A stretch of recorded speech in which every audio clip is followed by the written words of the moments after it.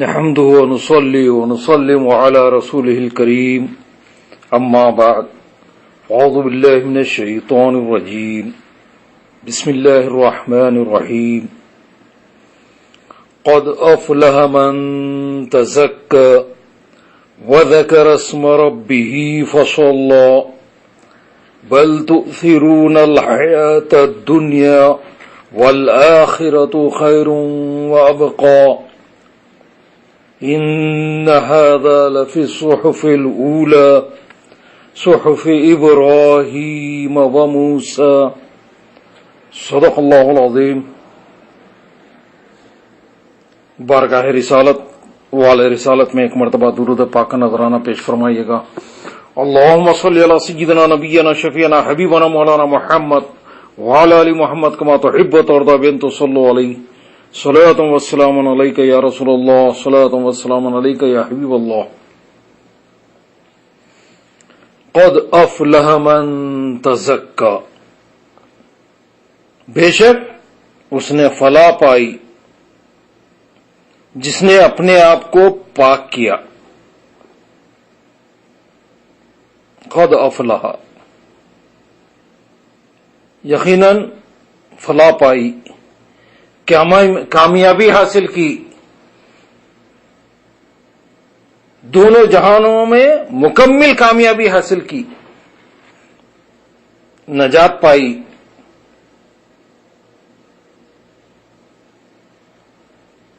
قد افلح من تزکا، یقیناً اس نے کامیابی حاصل کی، دونوں جہانوں میں کامیابی حاصل کی، نجات حاصل کر لی، فلاح و بہبود حاصل کر لی. من تزکا، تزکا یہ زکات سے مشتق ہے، جس کا معنی ہے نشو و نما پانا اور پاک ہونا ہے. یعنی وہ شخص جو اپنے آپ کو شرک اور کفر کی آلودگیوں سے پاک کرتا ہے، اپنے دامن عمل کو فسق و فجور یعنی گناہوں سے، نافرمانی سے اور سرکشی سے بھی آلودہ نہیں ہونے دیتا، اپنے رب کی یاد میں ہر وقت مشغول رہتا ہے، عبادات میں مشغول رہتا ہے، ذکر الہی میں مشغول رہتا ہے، اور نماز پنجگانہ میں بھی سستی نہیں کرتا. اس کے سر پر دارین کی کامیابی کا تاج سجایا جائے گا. جو منکرات سے بچتا ہے، گناہوں سے بچتا ہے،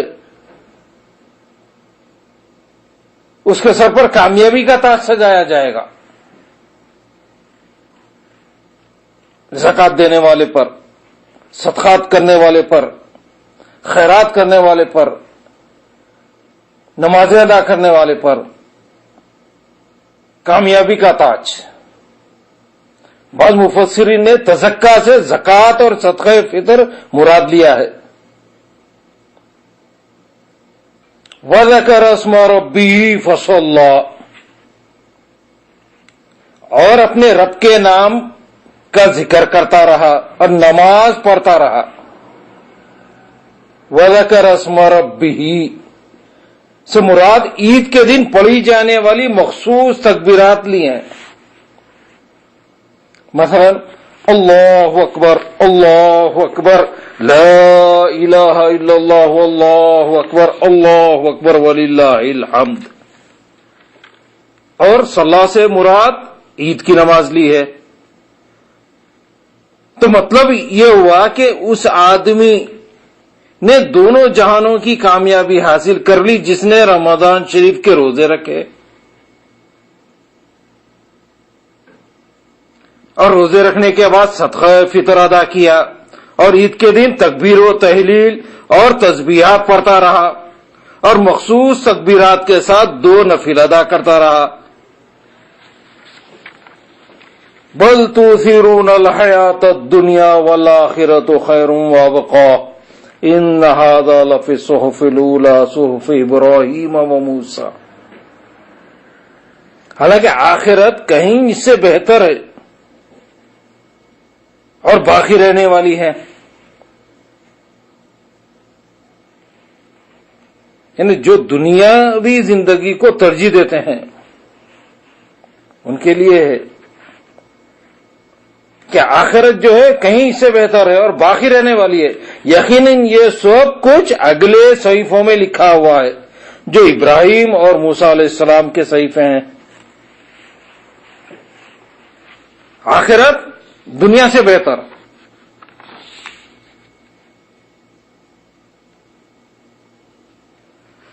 اہل دنیا کا طریقہ یہ ہے کہ وہ ہمیشہ باقی رہنے والے اور بہترین اعمال پر دنیاوی زندگی کے آسائش و آرام کو ترجیح دیتے ہیں.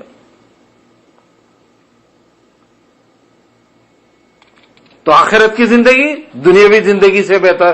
تو توجہ آخرت پہ دینا چاہیے, آخرت کو سنوارنا چاہیے, آخرت کے لیے کام کرنا چاہیے. تو کثرت سے خیرات کریں, صدقات ادا کریں, زکات دیں, فطرات دیں, داد و دہیش کے مظاہرے کریں, آپ بخل نہ کریں آپ, تو آخرت سنور جائے گی. جو دنیا سے بہتر زندگی ہے وہ تمام انعامات وہاں پر ملنے والے ہیں. آپ تو دنیا پر آخرت کو ترجیح دیں آپ. تو یہ عید جو ہے خیرات کی عید ہے, صدقات کی عید ہے.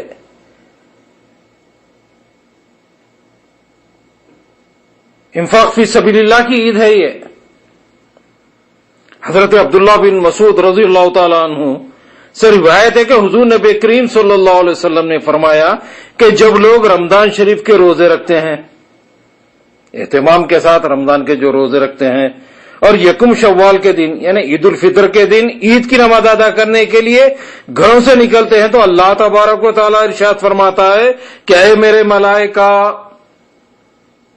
اب اللہ تعالیٰ تمام فرشتوں کو گواہ بنا رہا ہے, فرشتوں سے مخاطب ہو رہا ہے. اب یہاں امت مصطفی صلی اللہ علیہ وسلم کی اہمیت بتا رہا ہے کہ دیکھو یہ جو امت ہے ان کے بارے میں تم کو گواہ بنا رہا ہوں میں, کہ ہر مزدور اپنی اجرت طلب کرتا ہے, کام کرنے کے بعد اجرت طلب کی جاتی ہے. اور میرے وہ بندے جنہوں نے رمضان شریف کے روزے رکھے ہیں اور عید کی نماز کے لیے گھروں سے نکلے, تو وہ بھی اپنی اجرت طلب کرتے ہیں. عیدگاہ کیوں جاتے ہیں؟ وہاں اجرت طلب کرنے, کہ آپ جو روزے رکھے, تراویح ادا کیے 20 رکعت, رمضان میں آپ زکات دیے, خیرات کرے, صدقات کرے, عبادات میں مشغول رہے, تو اجرت طلب کرنے کے لیے جاتے ہیں. تو اللہ تبارک و تعالی فرشتوں کو گواہ بنا کے کہتا ہے کہ تم گواہ بن جاؤ, میں نے ان کے تمام گناہ معاف کر دیے ہیں. فرشتوں کی گواہی ہوگی, اللہ تبارک و تعالی اعلان فرمائے گا دیکھو میں معاف کر رہا ہوں, اوپر سے فرشتوں کو بھی گواہ بنا رہا ہے. اور ایک ندا دینے والا ندا کرتا ہے کہ اے محمد صلی اللہ علیہ وسلم کی امت, اے خیر امت, بہترین امت, اپنے گھروں کی طرف لوٹ جاؤ, تمہارے تمام گناہ نیکیوں میں تبدیل کر دیے گئے. ان عبادات کے سبب, رمضان شریف کے روزے, تراویح ادا کرنے کے سبب, زکات ادا کرنے, خیرات ادا کرنے کے سبب اللہ تبارک و تعالی نے حضور نبی کریم صلی اللہ علیہ وسلم کی امت کے گناہوں کو نیکیوں میں بدل دیا.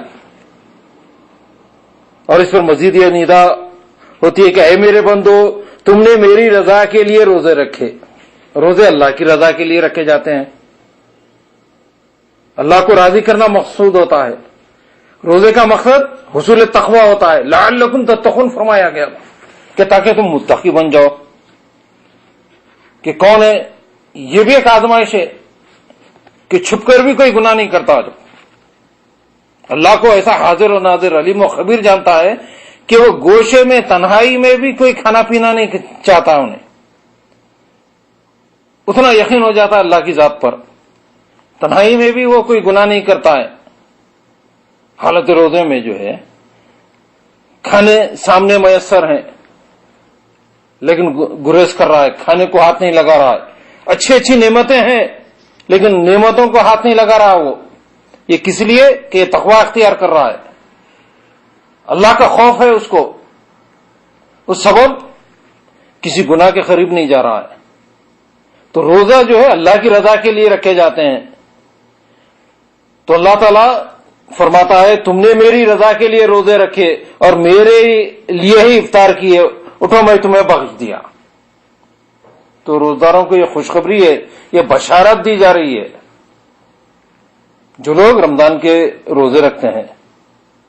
حضور نبی کریم صلی اللہ علیہ وسلم نے فرمایا کہ عید کے دن شیطان مردود زور زور سے چیختا ہے۔ جب کبھی انعامات کی بارش ہوتی ہے تو شیطان کیا کرتا ہے؟ چیختا ہے۔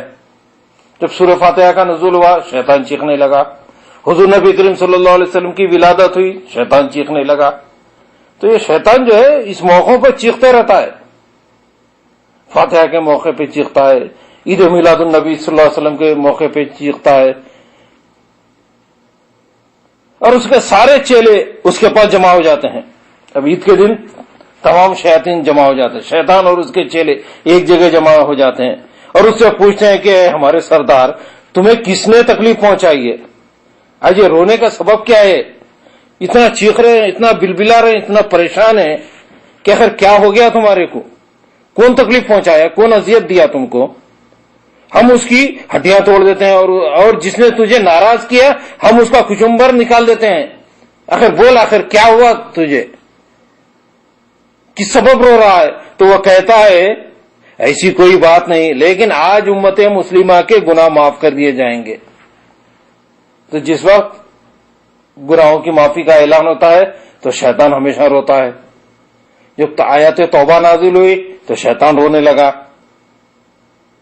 تو ہر وقت شیطان جو ہے، جب مغفرت کا اعلان ہوتا ہے تو شیطان روتا ہے، کیونکہ حضور نبی کریم صلی اللہ علیہ وسلم کے ساتھ اللہ تبارک و تعالیٰ کا وعدہ ہے کہ وہ عید الفطر کے دن ان تمام مومنوں کے گناہ معاف فرما دے گا جو عید کی نماز کے لیے جمع ہو کر مغفرت طلب کریں گے۔ تو اس وجہ سے شیطان روتا ہے کہ یہ تو حضور کے ساتھ وعدہ ہو گیا ہے۔ اب شیطان بکلاٹ میں ہے، اب رو رہا ہے، اب سوچ رہا ہے کہ اب اس امت کو کیسا گمراہ کرے، اس لیے عیدگاہوں کے راستوں پر بیٹھ جاؤ۔ اب شیطان کہہ رہا ہے اپنے چیلوں سے، تمام شیاطین سے کہہ رہا ہے کہ اب تو یہ مغفرت ہونے والی ہے، اب جو عید کو جا رہے ہیں عید کی نماز کے لیے ان کی مغفرت ہوگی۔ اللہ تبارک و تعالیٰ نے اپنے حبیب صلی اللہ علیہ وسلم سے وعدہ فرما لیا ہے کہ جو عید کی نماز کے لیے جائے گا اس کی مغفرت ہو جائے گی۔ تو لہذا عیدگاہوں کے راستے پر بڑھ جاؤ اور لوگوں کو لہو لہب میں مشغول کر دو۔ اب راستے میں شیاطین بیٹھے ہوئے ہیں، لوگوں کو لہو لہب میں مشغول کر رہے ہیں کہ لوگ جاتے جاتے اب دیکھ رہے ہیں کہ ارے آج کون سا پوسٹر لگا ہوا ہے، پوسٹرز کو دیکھتے ہوئے جا رہے ہیں، اعلانات کو دیکھتے ہوئے جا رہے ہیں کہ فلموں کے نئے نئے پوسٹر تو نہیں لگے، آج کون سی فلم ریلیز ہونے والی ہے۔ اب وہ مشغول اگر ہو جائیں تو یہ شیطان کی چال ہوتی ہے اس دن۔ تو شیطان کہتا ہے کہ انہیں شراب نوشی اور خواہشات نفسانی کو پورا کرنے پر لگا دو۔ تمام شیاطین سے مخاطب ہو کے کہتا ہے شیطان کہ اب یہ تو بخشش کا دن ہے، مغفرت کا دن ہے، اب ان کو گناہوں میں ملوث کرو، خواہشات نفسانی میں مبتلا کرو، ان کے ذہن کو منتشر کر دو یہاں تک کہ اللہ تعالیٰ ان سے ناراض ہو جائے اور ان کے گناہ نہ بخشے پائیں۔ تو شیطان کی کوشش جاری ہے اب کہ کسی بھی طرح سے انسان کے ذہن کو منتشر کریں، گناہوں کی طرف پھیر دیں۔ آپ پھیرنے کے لیے اب کوشش کر رہا ہے شیطان۔ لہذا عقل مند انسان وہ ہوگا جو عید کے دن خواہشات نفس اور منکرات سے اپنے آپ کو دور رکھے گا اور اللہ تبارک و تعالیٰ کی اطاعت اور اس کی بندگی پر مداومت اختیار کرے گا۔ اب اس دن اپنے آپ کو بچائے رکھیں آپ، یہ امتحان کا دن ہے، آپ کو نعمتیں ملنے کا دن ہے، کہ نعمت ملتے ملتے رک نہ جائے آپ کو۔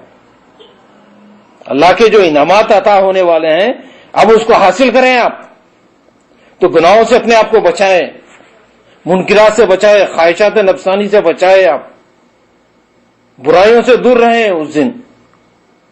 اسی لیے حضور نبی کریم صلی اللہ علیہ وسلم نے فرمایا کہ عید الفطر کے دن اچھے اعمال کرنے اور صدقے و خیرات دینے میں بھرپور کوشش کرو۔ یہ صدقات کی عید ہے، یہ عید الفطر ہے، فطرے کی عید ہے۔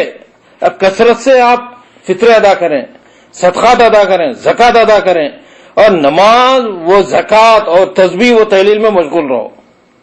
عبادت کرو آپ. اللہ کے جب انعامات کی بارش ہوتی ہے تو عبادت میں مشغول رہو آپ، تاکہ آپ کو اور زیادہ انعامات ملیں. کیونکہ اس دن اللہ تبارک و تعالیٰ اپنے بندوں کے تمام گناہ معاف فرما دیتا ہے اور ان کی دعاؤں کو قبول فرماتا ہے اور ان کی طرف رحمت و بخشش کی نگاہ سے دیکھتا ہے. تو بندوں کا کام کیا ہے کہ نعمتوں کو سمیٹیں، نیک اعمال کریں، خیرات کریں. عید الفطر کے دن کثرت سے خیرات کریں، زکوٰۃ ادا کریں، فطرات ادا کریں، گناہوں سے برائیوں سے اپنے آپ کو بچائے رکھیں، تھیٹرز کی طرف رخ نہ کریں. عام طور پر اس دن نئے نئے فلمیں ریلیز ہوتی ہیں، یہ راغب کرنے کے لیے شیاطین جو ہے امت کو راغب کرنے کے لیے اس دن نئے نئے فلمیں ریلیز کرتے ہیں، اور لوگ کیا کرتے ہیں اس کی بکنگ کروا لیتے ہیں، انتظار میں رہتے ہیں. رمضان میں انتظار شروع کر دیتے ہیں کہ چلو روزے ختم ہوتے عید کے دن نئی فلم ریلیز ہوگی، پہلے اس کو دیکھیں گے. تو یہ اپنے آپ کو بچائے رکھیں، آپ یہ گناہوں سے محفوظ رہیں، دور رہیں، آپ اللہ کے انعامات کو پائیں. آپ اللہ تبارک و تعالیٰ کے بندوں کا ہمیشہ سے یہ دستور رہا ہے کہ وہ ان مبارک ایام میں اللہ تعالیٰ کی نوازشات کے حصول میں بھرپور کوشش کرتے رہتے ہیں. حضرت عباس رضی اللہ تعالیٰ عنہ بیان کرتے ہیں کہ عید کے دن حضور نبی کریم صلی اللہ علیہ وسلم غسل فرماتے، صاف ستھرا پاکیزہ لباس زیب تن فرماتے، خوشبو لگاتے اور کاشان نبوت سے عیدین کی نماز کے لیے باہر تشریف لاتے. اہتمام ہوتا ہے عید کا، نماز فجر ادا کریں آپ.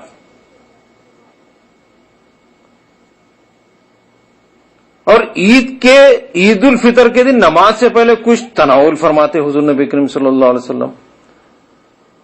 تو ہمیں چاہیے کہ عید الفطر کے دن جب نماز کے لیے جاتے ہیں تو پہلے کچھ کھا لیں آپ، کچھ کھجور کھا لیں، کچھ میٹھا کھا لیں، کچھ تناول کر لیں آپ اس دن.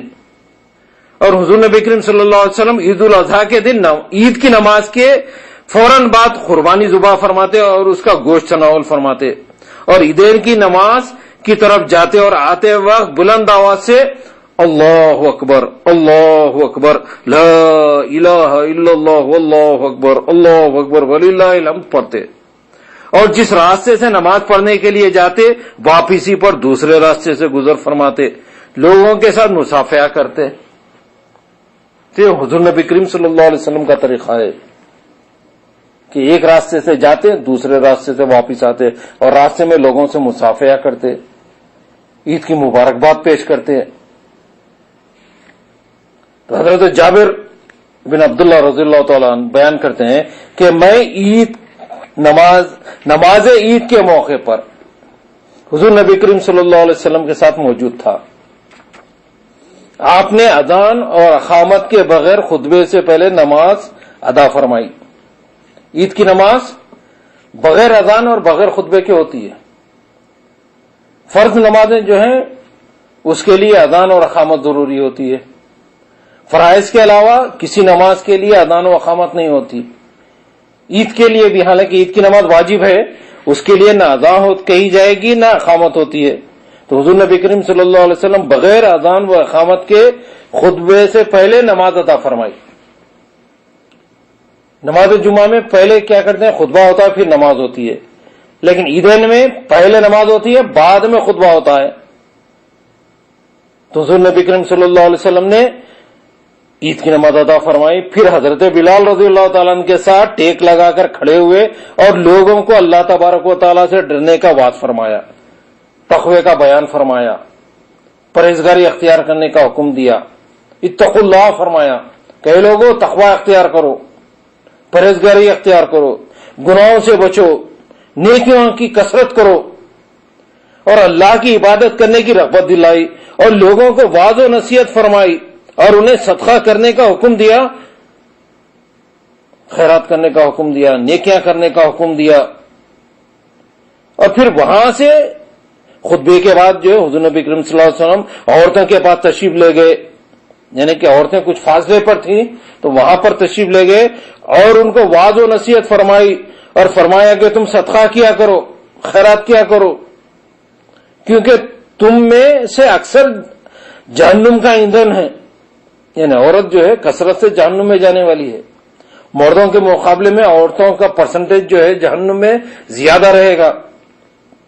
عورتوں کے نچلے حصے سے ایک سیاہ رخساروں والی عورت کھڑی ہو گئی اور کہنے لگی، ایک عورت کھڑی ہو گئی اور کہنے لگی، یا رسول اللہ صلی اللہ علیہ وسلم، اس کا کیا سبب ہے کہ عورتیں جہنم کا ایندھن بنیں گی اور کثرت سے جہنم میں جائیں گی؟ آخر اس کی وجہ کیا ہے؟ تو حضور نبی کریم صلی اللہ علیہ وسلم نے فرمایا، اس وجہ سے کہ تم بکثرت شکایت کرتی ہو اور اپنے خاوند کی ناشکری کرتی ہو. کیا کرتی ہو عورتیں؟ شکایت، ہمیشہ شکایت ہوتی ہے، ہمارے پاس کچھ نہیں ہے، دوسروں کے پاس بہت کچھ ہے، ہمارے پاس کچھ نہیں ہے، تو ناشکری کرتی ہے، شکایتیں ہوتی ہیں. شوہر کو رغبت دلاتی ہیں کہ زیادہ سے زیادہ جمع کریں، پیسہ چاہے جیسا تم جمع کرتے چلے جاؤ. تو شوہر کو یہ ترغیب دیتی ہے کہ تم مال کثرت سے جمع کرو، حلال حرام کسی بھی طریقے سے پیسہ چاہے جیسا جمع کرتے چلے جاؤ. اور عورتیں تقابل کرتی ہیں کہ ہمارے پاس کچھ نہیں ہے، پڑوسن کے پاس اس سے زیادہ ہے، ہمارے دوسرے رشتہ داروں کے پاس اس سے بہت زیادہ ہے، میرے پاس 10 تولے سونا ہے، فلاں کے پاس 20 تولے ہے، 30 تولے ہے، ان کے پاس 2 مکان 3 مکان 4 مکان، کپڑے زیادہ ہیں. ہر چیز میں دوسروں سے تقابل ہوتا ہے. تو عورتیں ناشکری کرتی ہیں، شکر گزاری ادا نہیں کرتی ہے. تو اس وجہ سے یہ ناشکری کے سبب اور یہ دولت کی لالچ کے سبب اور یہ شوہر کو حرام میں ملوث کرنے کے سبب، کہ جب زیادہ سے زیادہ شوہر جب مال جمع کرنے کی کوشش کرے گا تو وہ حلال حرام طریقے اختیار کرے گا، وہ ناجائز طریقوں سے مال جمع کرے گا، تو عورت سبب بن جاتی ہے. یہ ناشکری کی وجہ سے شوہر جو ہے حرام مال جمع کرنے کی کوشش میں لگ جاتا ہے، تو اس سبب سے عورت جو ہے جہنم کا ایندھن بنے گی. حضرت جابر رضی اللہ تعالیٰ عنہ کہتے ہیں کہ پھر حضور نبی کریم صلی اللہ علیہ وسلم عورتیں جب یہ مخاطب کیے تو عورتیں کیا کی، اپنے زیورات صدقہ کرنے لگیں. جب عورتوں کو یہ بات سنائی گئی کہ وہ جہنم کا ایندھن بنے گی، سبب کیا ہے؟ وہ صدقہ نہیں کرتی، ناشکری ادا کرتی ہیں. تو وہ عورتیں جو تھی وہ اپنا زیور صدقہ کرنے لگیں اور حضرت بلال کے کپڑوں میں اپنے بالیاں اور انگوٹھیاں ڈالنے لگیں. تو عورتوں کو چاہیے کہ کثرت سے خیرات کریں، صدقات ادا کریں، زکات ادا کریں، بخل نہ کریں. آپ شوہر کو روکے نہیں کہ مال خیرات نہ کرنے پر، بلکہ ترغیب دیں آپ کہ کثرت سے مال ادا کریں، صدقات ادا کریں، فطرات دے دیں. انفاق فی سبیل اللہ، اللہ کی راہ میں مال کو خرچ کرنے کی ترغیب دینی چاہیے. تو یہ عید جو ہے خیرات کی عید ہے، صدقات کی عید ہے، فطرات کی عید ہے. تو اللہ تبارک و تعالی ہمارے تمام اعمال کو، عبادات کو، نمازوں کو، روزوں کو قبول فرمائے اور عید کی برکتیں عطا فرمائے. وآخر دعوانا ان الحمدللہ رب العالمین. سبحان ربک رب العزت عما یصفون وسلام علی المرسلین والحمدللہ رب العالمین.